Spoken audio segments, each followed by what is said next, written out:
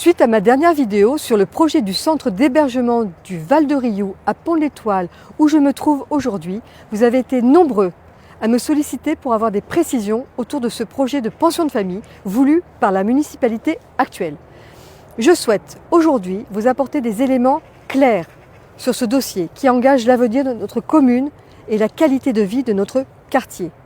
C'est un projet mal adapté à notre village. Le permis de construire déposé prévoit un établissement de 25 chambres individuelles et une salle commune. Selon le dossier administratif, cette structure est destinée à accueillir des personnes dans l'incapacité de vivre de manière autonome dans un logement individuel. Or, le lieu choisi, au cœur d'un quartier résidentiel, à proximité immédiate d'une école, est réellement inadapté. De plus, il est prévu que seuls des hommes y soient hébergés sans encadrement le soir ni le week-end. Nous devons nous interroger sur les conditions d'accueil, la sécurité et surtout la cohérence sociale d'un tel projet dans ce contexte. Rappelons qu'à la suite d'une décision de justice du Conseil d'État, il avait été acté que le terrain classé d'intérêt public ne pouvait accueillir un tel établissement. Cette décision avait été perçue comme une aubaine par de nombreux habitants soucieux de préserver l'équilibre de leur cadre de vie.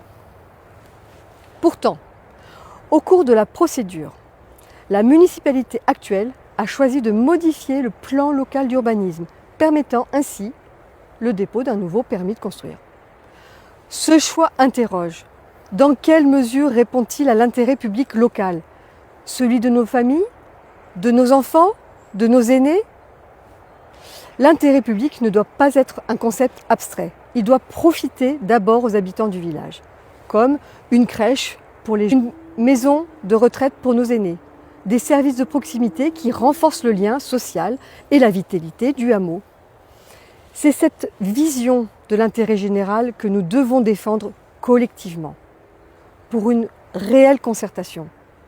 Je le dis et je le répète, oui à la solidarité, mais nous demandons de la transparence, de la concertation et du bon sens. Un projet d'une telle ampleur doit être pensé avec des habitants et non imposé sans dialogue.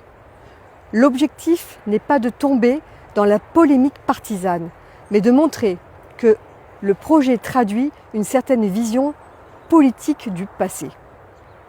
Je m'engage, si vous me faites confiance lors des prochaines élections municipales, à remettre la concertation au cœur de chaque projet, à garantir une urbanisation équilibrée et à veiller à ce que chaque décision serve réellement l'intérêt public local. Merci de votre écoute et surtout de votre vigilance citoyenne.